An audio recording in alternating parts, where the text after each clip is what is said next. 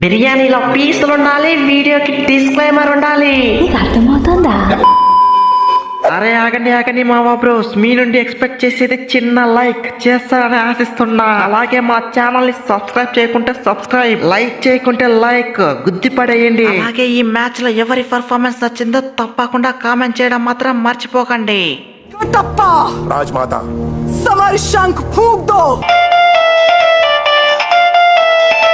అరే సల్మాను, ఎట్టుంది ఇండియా దెబ్బ పాకిస్తాన్ అబ్బా? అట్లుంటుంది మరి ఇండియాతోని. అరే ముందే చెప్పా కదా, లీగ్ స్టేజ్ లో పిసికాము, సూపర్ 4 లో పిసికాము, ఇక ఫైనల్ ఒకటే మిగులుందని. ఇప్పుడు మూడోసారి ముచ్చటగా అక్కడ ఫైనల్లో వట్టిగానే పిసికి పడేసాం. అది ఇండియా పవర్ అంటే. ఇండియా అంటారా బాబు, కథ మొత్తం ఖతర్నాకుంటది.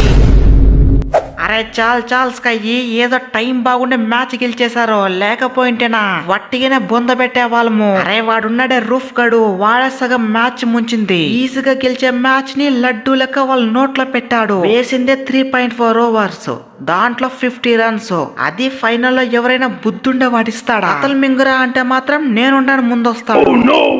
అరే వర్మ వరుసగా 3 పుల్లలు పీకినా లాస్ట్ వరకు ఉండి మ్యాచ్ గెలిపించావు. నువ్వైతే అరే మేం చేసిన పనికి ఈ తక్కువ రన్స్ తో మ్యాచ్ ఓడిపోతామా అని చాలా బాధపడ్డా. కానీ నువ్వు వచ్చిన తర్వాత సింగిల్స్ రన్స్ తిరిగి మ్యాచ్ గెలిపించి పాకిస్తాన్ పై ఆసియా కప్పు కొట్టించావు. నువ్వైతే వేరే లెవెల్ వర్మ. ఈ తెలుగుని కాస్త తిక్కుంటది, దానికి ఒక లెక్క ఉంటది. ఎక్కడ పడితే అక్కడ, ఎలా పడితే అలా ఆడడం కాదు. నీ అవ్వ కావాల్సినప్పుడు కొట్టడం, మ్యాచ్ గెలిపించడం, కప్పు కొట్టించడం, అదే ఈ తెలుగుని పవర్. చూసారు కదా, వరుసగా 3 పుల్లలు పోయింది. అలాంటి ప్రెజర్ సిచ్యువేషన్ లో ఏ విధంగా పార్ట్నర్షిప్ బిల్డ్ చేసి రన్స్ కొట్టి లాస్ట్ వరకు మ్యాచ్ తీసుకువెళ్లి ఏ విధంగా గెలిపించాను. అది బై తెలుగోడు తిలక్ వర్మ అంటే. అరే దూబే భయ్యా, నువ్వు సామాన్యుడు కాదు భయ్యా, మా పాలట దేవుడివి. అరే వాట్ ఏ పర్ఫార్మెన్స్. ఇంకా మ్యాచ్ అయిపోయింది అనుకున్నాం, కానీ 22 బాల్స్ కి 33 రన్స్ కొట్టి మ్యాచ్ ని గెలిచేలా చేశావు. అరే స్కై బ్రో, ఈ దూబే అంటే లక్ అంటే దూబే. చూసారు కదా, ఒక్క మ్యాచ్ అంటే ఒక్క మ్యాచ్ అయినా ఓడిపోయినారా? ఈ దూబే మ్యాచ్ లో ఉంటే ఓడిపోయే మ్యాచ్ కూడా ఈజీగా గెలిచే పరిస్థితి వస్తుంది. అది ఈ దూబే అంటే. ఆడిన లాస్ట్ 36 T20లో ఒక్క మ్యాచ్ అంటే ఒక్క మ్యాచ్ కూడా ఓడిపోలేదు. ఈ దూబే మ్యాచ్ లో ఉంటే అదృష్టం మాత్రం చేతుల్లో వరిస్తుంది. అది ఈ దూబే అంటే. అరే ఏంది భయ్యా షేకు, లాస్ట్ మ్యాచ్ లాగానే ఈ మ్యాచ్ కూడా మంచి స్టార్ట్ ఇస్తావనుకుంటే మొదట్లోనే నీ పుల్ల చేసి పెద్ద దెబ్బే కొట్టావు. ఈ పుల్ల ఏ విధంగా పోయిందో గానీ మ్యాచ్ మొత్తం మతలాకుతలమైపోయా. నువ్వుగిన మంచి స్టార్ట్ ఇచ్చింటేనా ఫస్ట్ 10 ఓవర్లకే మ్యాచ్ ఫినిష్ అయిపోయేది. అరే స్కై బ్రో, ప్రతి మ్యాచ్ లోనూ కొట్టనీకి నేనేమైనా మానవునిగా అన్నా. ఒక్కొక్కసారి టైం బాగోలేకపోతే ఇలా జరుగుతుంది, దాన్ని చూసి చూనట్టు వదిలేయాలి. కానీ ఏం చేద్దాం, లక్కు లేదు మావా.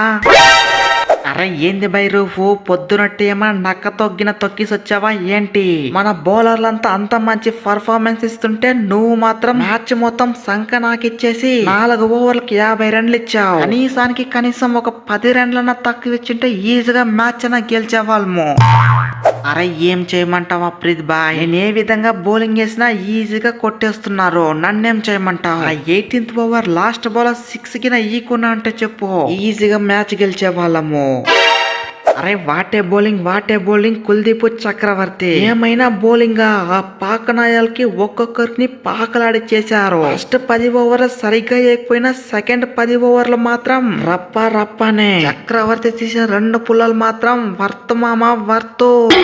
మిస్టీ స్పిన్నర్ చక్రవర్తిన మజాక. దంచి కొడుతున్న సమయంలో వట్టిగానే 2 పుల్లలు పీకి పాకిస్తాన్ ఏ విధంగా అడ్డుకున్నానో చూసారు కదా. అది ఈ చక్రవర్తి పవర్ అంటే. ఎలాంటి సమయంలోనైనా పుల్లలు పీకాలన్నా మ్యాచ్ గెలిపియాలన్నా మిస్టీ స్పిన్నర్ చక్రవర్తి అంటారా బాబు. ఇది గైస్ వీడియో నచ్చితే వీడియోని గట్టిగా లైక్ చేయండి. అలాగే మన ఛానల్ ని సబ్స్క్రైబ్ చేసుకోండి. అలాగే మన వీడియో ఏ విధంగా ఉందో కామెంట్ చేయడం మాత్రం మర్చిపోకండి. మళ్ళీ ఇంకొక వీడియోలో కలుసుకుందాం. అంతవరకు బాయ్.